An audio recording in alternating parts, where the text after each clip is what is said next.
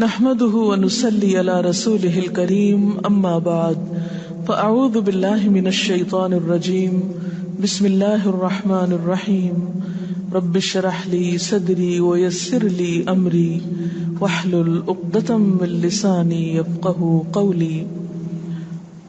ہماری گفتگو کا موضوع ہے قیامت کی نشانیاں۔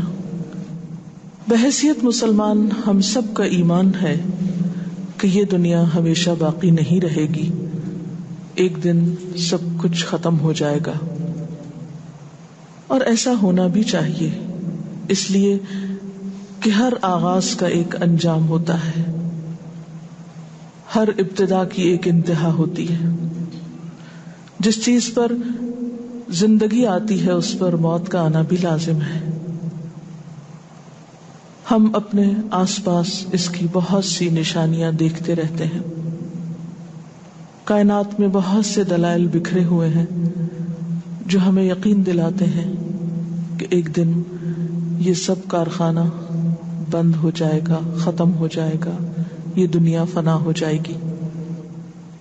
وہ وقت قرآن پاک کے الفاظ میں زمین و آسمان پر بہت بھاری ہوگا، اور اس بھاری وقت کے آنے سے پہلے دنیا میں کچھ علامات نمودار ہوں گی۔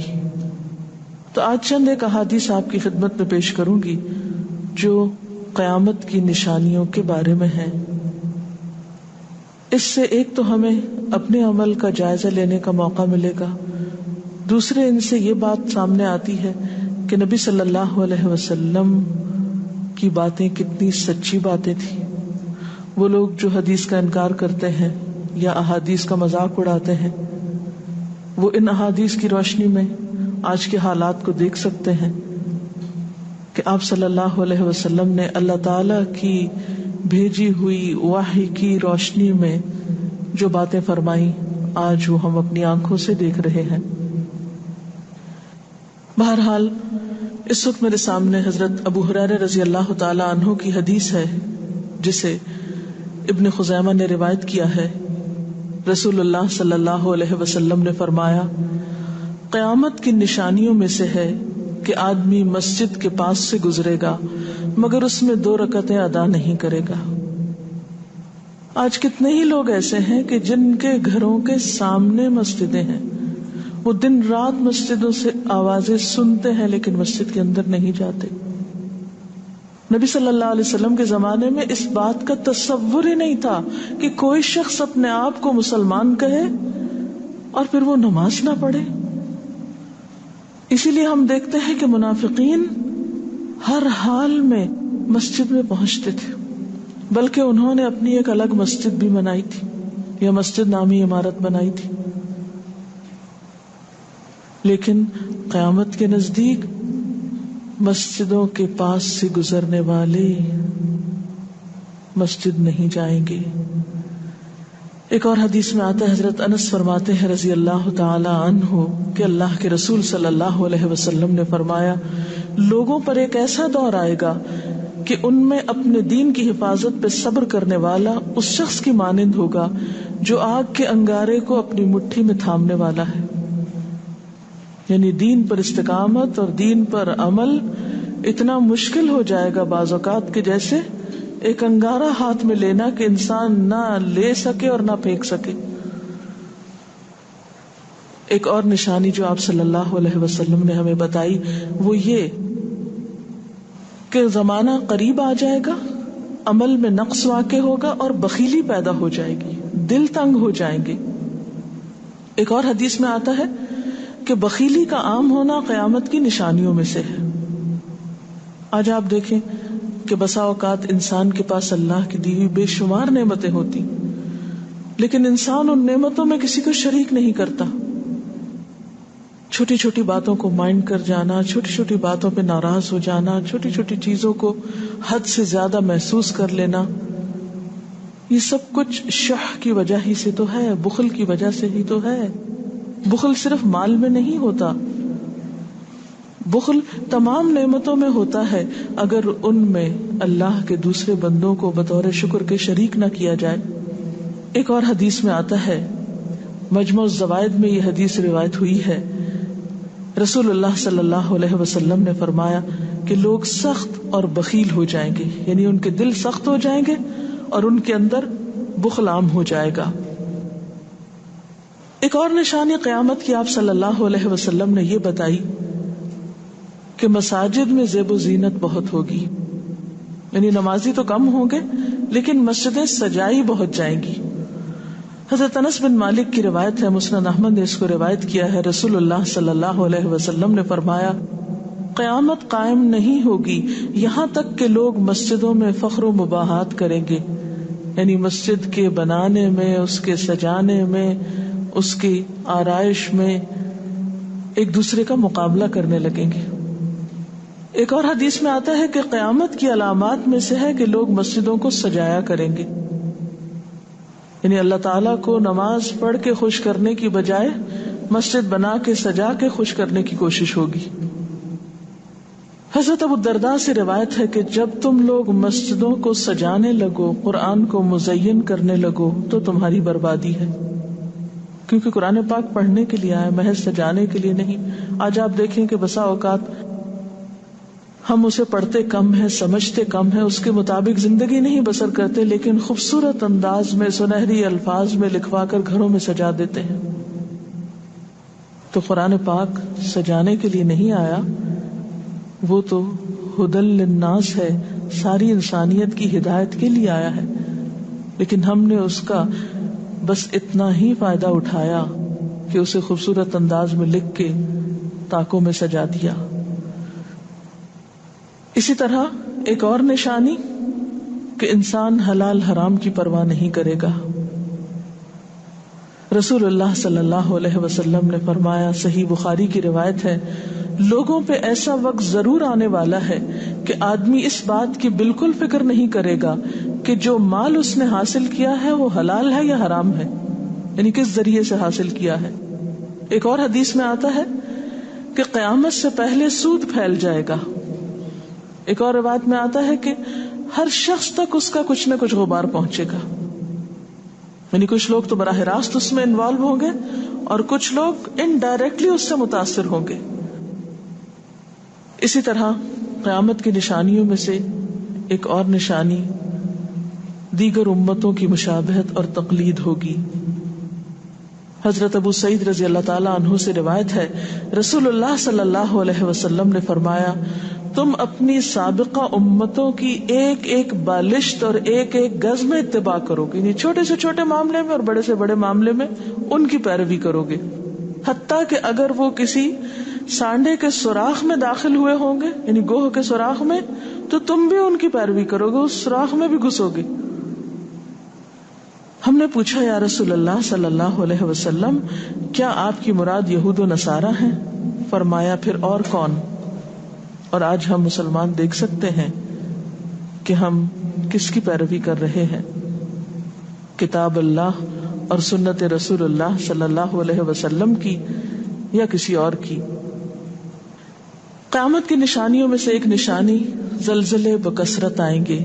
حضرت ام سلمہ سے روایت ہے، مسند احمد میں یہ روایت آتی ہے، رسول اللہ صلی اللہ علیہ وسلم نے فرمایا، قیامت سے پہلے موت کی سخت وبا پھیلے گی، پھر زلزلوں والے سال آئیں گے۔ ایک اور روایت میں آتا ہے، قیامت کی نشانیوں میں سے ہے کہ ناگہانی موت کثرت کے ساتھ ہوگی، یعنی اچانک ڈیتھ، یکا یک بیٹھے بیٹھے فوت ہو گئے۔ امام بخاری نے اس حدیث پر کچھ شعر بھی لکھے ہیں جن کا ترجمہ ہے، فارغ وقت کو غنیمت سمجھ کر کچھ رکوع کر لو، یعنی فارغ بیٹھنے سے بہتر ہے کچھ نوافل پڑھ لو، قریب ہے کہ تیری موت اچانک واقع ہو۔ تم کتنے ہی صحت مند لوگوں کو دیکھتے ہو جن کی صحت مند جانیں اچانک فوت ہو جاتی ہیں، یعنی ختم ہو جاتی ہیں۔ حافظ ابن حجر عسقلانی جنہوں نے بخاری کی شرح لکھی ہے فتح الباری، وہ کہتے ہیں یہ عجیب اتفاق ہے کہ امام بخاری خود بھی اسی طرح اچانک فوت ہوئے تھے، یعنی اچانک موت جو ہے وہ کسی پر بھی آ سکتی ہے، کوئی نیک ہو یا بد ہو۔ ہم یہ نہیں کہہ سکتے کہ ہم بہت نیک ہیں یا ہم بڑے اچھے کام کرتے ہیں تو ہمارے ساتھ یہ معاملہ نہیں ہو سکتا، یہ کسی کے ساتھ بھی ہو سکتا ہے۔ اس لیے جو وقت آج ہمیں حاصل ہے، جو لمحات آج ہمیں ملے ہیں، ان کو غنیمت سمجھے اور نیکی کے کام میں پیچھے نہ رہے. پھر قیامت کی نشانیوں میں سے ایک نشانی یہ بھی بتائی گئی کہ لوگ جان پہچان والوں کو بس سلام کریں گے. عامر بن اسود فرماتے ہیں رضی اللہ تعالی عنہ کہ ہم حضرت عبداللہ بن مسعود کے ساتھ ایک مسجد میں گئے تو جماعت کھڑی تھی. پھر لوگوں نے رکوع کیا اور ہم بھی رکوع کرتے ہوئے ساتھ شامل ہو گئے. اتنے میں ایک آدمی آیا اور کہنے لگا ابو عبد الرحمن، یہ عبداللہ بن مسعود کی کنیت ہے، آپ کو سلام. عبداللہ بن مسعود نے حالت رکوع ہی میں فرمایا اللہ اور اس کے رسول صلی اللہ علیہ وسلم نے سچ کہا تھا. نماز کے اختتام پر کچھ لوگوں نے آپ سے پوچھا کہ آپ نے فلاں شخص کے سلام پر یہ کیوں کہا کہ صدق اللہ و رسولہ، اللہ اور اس کے رسول صلی اللہ علیہ وسلم نے سچ کہا. ابن مسعود نے فرمایا میں نے نبی صلی اللہ علیہ وسلم سے سنا کہ قیامت کی نشانیوں میں سے ہے کہ سلام صرف پہچان والوں کو کیا جائے گا. یعنی آپ کسی مجلس میں جاتے ہیں، مسنون طریقہ کیا ہے، اگر آپ کسی گیدرنگ میں جائیں سب کو بیک وقت السلام علیکم کہیں. لیکن بہت دفعہ آپ نے دیکھا ہوگا کہ لوگ آتے ہیں سب کو نہیں پوچھتے، ان میں سے جو جان پہچان والا ہوتا ہے اس کا نام لے کر بس سلام کرتے ہیں. پھر اسی طرح ایک اور نشانی یہ کہ لوگ دعا اور طہارت میں زیادتی کریں گے. حضرت سعد رضی اللہ تعالی عنہ سے روایت ہے، انہوں نے سنا کہ ان کا بیٹا اس طرح دعا کر رہا ہے یا اللہ میں تجھ سے جنت کا سوال کرتا ہوں، اس کی نعمتوں کا سوال کرتا ہوں، اس کی رونقوں اور تر و تازگیوں کا سوال کرتا ہوں وغیرہ وغیرہ، اور میں آگ سے تیری پناہ مانگتا ہوں، اس کی زنجیروں سے اور طوقوں سے پناہ مانگتا ہوں. تو حضرت سعد نے فرمایا تم نے اللہ تعالیٰ سے خیر کثیر کا سوال کیا ہے اور ضرر کثیر سے پناہ مانگی ہے، جبکہ میں نے رسول اللہ صلی اللہ علیہ وسلم سے سنا کہ ان قریب ایسے لوگ ہوں گے جو دعا میں زیادتی کریں گے. یعنی صرف یہ کہہ دینا کافی ہے کہ اللہ تو ہمیں جنت عطا فرما اور دوزخ سے بچا، اس کی بہت تفصیلات میں جانے کی ضرورت نہیں. جب جنت میں داخل ہو گئے تو سب کچھ نصیب ہو گیا، اور جب جہنم سے بچ گئے تو سب سے بچت ہو گئی.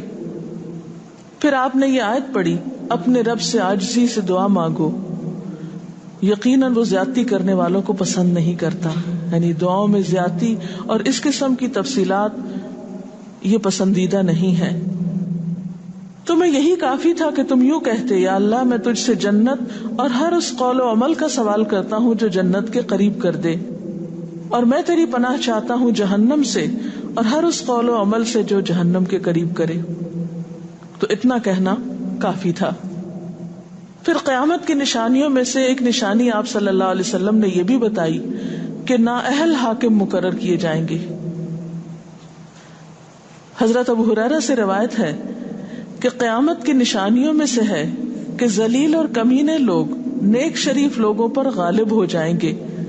کیوں ابن مسعود، کیا تم نے بھی یہ بات میرے محبوب صلی اللہ علیہ وسلم سے سنی ہے؟ ابن مسعود نے فرمایا ہاں رب کعبہ کی قسم. حضرت حذیفہ سے روایت ہے کہ قیامت اس وقت تک قائم نہ ہوگی جب تک کہ تم اپنے امام کو قتل نہ کرو گے. یعنی لوگ اپنے حاکموں کو مارنے لگیں گے اور اپنی تلواروں کے ساتھ آپس میں ہی لڑائی کرو گے. علاوہ ازیں تم میں سے بدترین لوگ تمہاری دنیا کے وارث ہو جائیں گے. اسی طرح قیامت کی نشانیوں میں سے ایک نشانی یہ بھی ہے، حضرت عبداللہ بن مسعود سے مروی ہے کہ رسول اللہ صلی اللہ علیہ وسلم نے فرمایا قیامت کے قریب صرف مخصوص لوگوں کو سلام کیا جائے گا. تجارت اس قدر پھیل جائے گی کہ عورت تجارت میں اپنے خاوند کا ہاتھ بٹائے گی. یعنی اتنا بزنس ہوگا کہ مرد سے اکیلے نہیں سنبھالا جائے گا، عورتیں اس میں شریک ہوں گی. رشتہ داری توڑی جائے گی، یعنی مال کثرت سے ہونے کے باوجود رشتہ داروں کا خیال نہیں رکھا جائے گا. جھوٹی گواہی دی جائے گی، حق چھپایا جائے گا، اور قلم کا ظہور ہو جائے گا. یعنی نشر و اشاعت خوب ہوگی، خوب لکھا جائے گا. ایک اور روایت میں آتا ہے کہ وقت مختصر ہو جائے گا. آج آپ دیکھیے ہر شخص وقت کی کمی کی شکایت کرتا ہے. حضرت ابو ہریرہ رضی اللہ تعالیٰ عنہ سے روایت ہے رسول اللہ صلی اللہ علیہ وسلم نے فرمایا قیامت قائم ہونے سے پہلے یہ نشانی ظاہر ہوگی کہ زمانہ قریب آ جائے گا. یتقارب الزمان، سال مہینے کی طرح مہینہ ہفتے کی طرح، ہفتہ دن کی طرح، اور ایک دن ایک گھنٹے کی طرح، اور ایک گھنٹہ آگ کے شعلے کی طرح تیزی سے گزرنے والا ہو جائے گا۔ اور آج آپ دیکھیے کہ اللہ کے رسول صلی اللہ علیہ وسلم کی یہ بات کتنی سچ معلوم ہوتی ہے کہ ہر شخص وقت کی کمی کا شکار ہے، اور پتہ ہی نہیں چلتا ہفتہ گزر گیا، پتہ ہی نہیں چلتا مہینہ گزر گیا، پتہ ہی نہیں چلتا سال گزر، پتہ ہی نہیں چلتا اتنی عمر گزر گئی، کل کی بات لگتی ہے۔ اور انڈائریکٹلی یہ اشارہ اس بات کی طرف کہ زندگی کی رفتار بہت تیز ہو جائے گی، یعنی فاسٹ لائف جس کو آپ کہتے ہیں اس کا شکار ہو جائے گا۔ ایک اور روایت میں آتا ہے کہ دنیا محبوب ہو جائے گی، موت سے نفرت ہو جائے گی۔ حضرت ابو ہریرہ سے روایت ہے، رسول اللہ صلی اللہ علیہ وسلم نے حضرت ثوبان سے فرمایا، اے ثوبان، اس وقت تمہارا کیا حال ہوگا جب دوسری امتیں تم پر اس طرح ٹوٹ پڑیں گی جس طرح تم کھانے کے برتن پہ ٹوٹ پڑتے ہو۔ ثوبان نے کہا، میرے ماں باپ آپ پہ قربان، اے اللہ کے رسول صلی اللہ علیہ وسلم، کیا اس وقت ہم تعداد میں کم ہو جائیں گے؟ فرمایا، نہیں، بلکہ تم کثرت میں ہوگے، لیکن اللہ تعالیٰ تمہارے دلوں میں وہن ڈال دے گا۔ صحابہ نے پوچھا، یا رسول اللہ صلی اللہ علیہ وسلم، وہن کیا چیز ہے؟ آپ نے فرمایا، دنیا سے محبت اور جہاد سے نفرت۔ اور ایک روایت میں آتا ہے، دنیا سے محبت اور موت سے نفرت۔ اسی طرح نیک لوگ آہستہ آہستہ کم ہو جائیں گے۔ رسول اللہ صلی اللہ علیہ وسلم نے فرمایا، نیک لوگ یکے بعد دیگرے رخصت ہوتے جائیں گے، فوت ہوتے جائیں گے، فضول لوگ باقی رہ جائیں گے، بیکار، نکمے، جس طرح جو کا بھوسا یا ردی کھجور باقی رہ جاتی۔ اللہ تعالیٰ ان فضول لوگوں کی کچھ پرواہ نہ کرے گا، ایک کوڑے کرکٹ کی طرح ہوں گے جن کی کچھ پرواہ نہ کرے گا کہ ان کو پھینک دیا جائے یا کاٹ دیا جائے یا کہیں جلا دیا جائے۔ ایسے لوگوں کی اللہ تعالیٰ کو کچھ بھی ضرورت نہیں ہو۔ حضرت عمرو بن شعیب اپنے والد سے اور اپنے دادا سے روایت کرتے ہیں، رسول اللہ صلی اللہ علیہ وسلم نے فرمایا، لوگوں پر ایک ایسا وقت آئے گا کہ ان کی خوب چھانٹی صفائی کی جائے گی تو فضول لوگ باقی رہ جائیں گے اور نیک لوگ ختم ہو جائیں گے۔ پھر آپ نے اپنے دونوں ہاتھوں کی انگلیوں کو آپس میں ملا کر فرمایا، اس طرح ان کے وعدے اور امانتیں خلط ملط ہو کر رہ جائیں گے اور وہ اختلافات کا شکار ہو جائیں گے، یعنی نہ ان میں وعدوں کا پاس ہوگا نہ امانتوں کی ادائیگی کا احساس ہوگا، اور وہ ایک ہی چیز جانیں گے اور وہ لڑائی جھگڑا، اختلافات، کیونکہ کوڑا کرکٹ ہے نا، کوئی وزن تو اس کا ہے نہیں، کوئی اصول تو ہے نہیں، کسی نیک کام میں استقامت تو ہے نہیں، بس جدھر کو پانی جا رہا ہے اس پہ بہ رہے ہیں، ہوا چل رہی ہے اس پہ اڑ رہے ہیں۔ تو ایسے نکمے اور بیکار لوگ باقی بچیں گے، اور پھر ایک دن دنیا اپنے اختتام کو پہنچ جائے گی، ہر گھر میں فتنہ داخل ہو جائے گا۔ حضرت عوف بن مالک فرماتے ہیں کہ میں غزوہ تبوک کے موقع پر رسول اللہ صلی اللہ علیہ وسلم کی خدمت میں حاضر ہوا، جبکہ آپ اس وقت چمڑے کے ایک خیمے میں تشریف فرما تھے۔ آپ نے فرمایا، قیامت کی 6 نشانیاں گن لو، پھر ایک ایسا عام اور تباہ کن فتنہ ہوگا کہ عرب کا کوئی گھر بھی اس کی لپیٹ میں آنے سے محفوظ نہ رہ سکے گا۔ تو اللہ تعالیٰ سے دعا ہے کہ وہ ہمارے ایمان اور عمل کی حفاظت فرمائے اور ہمیں نیکی کی توفیق عطا فرمائے، اپنی ذمہ داریوں کو صحیح معنوں میں پورا کرنے کی توفیق عطا فرمائے۔ اگر آپ کے ذہن میں کوئی سوال ہو تو آپ کر سکتے ہیں۔ جو لوگ قیامت کی ان علامات کا مذاق اڑاتے ہیں اور کہتے ہیں کہ یہ حالات تو بہت عرصے سے ہیں، قیامت آنی ہوتی تو آ چکی ہوتی، تو ہم کیا کر سکتے ہیں، انہیں کیسے سمجھا سکتے ہیں؟ دیکھیے کہ جو لوگ مذاق اڑانے پر تل جاتے ہیں ان کا کوئی علاج نہیں۔ نبی صلی اللہ علیہ وسلم کے زمانے میں بھی ایسے لوگ موجود تھے جو دین کے شاعر کا مذاق اڑاتے تھے۔ قرآن نے ایسے لوگوں کو منافق بتایا ہے، اور بات یہ ہے کہ جب قیامت آئے گی تو پھر کسی سے پوچھ کر نہیں آئے گی، اس کا وقت تو اللہ تعالیٰ کو معلوم ہے، اور جب آ جائے گی تو کوئی اس سے فرار حاصل نہیں کر سکے گا۔